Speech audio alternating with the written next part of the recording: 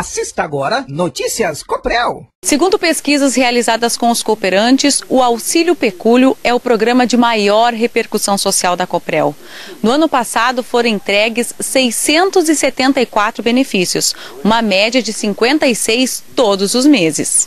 O benefício de R$ 2.300 é entregue quando ocorre a morte natural do cooperante ou cônjuge. Em caso de falecimento acidental, o valor é de R$ 4.600. Ido José Klein recebeu o auxílio pecúlio e considera importante a contribuição da Coprel. Uma ajuda muito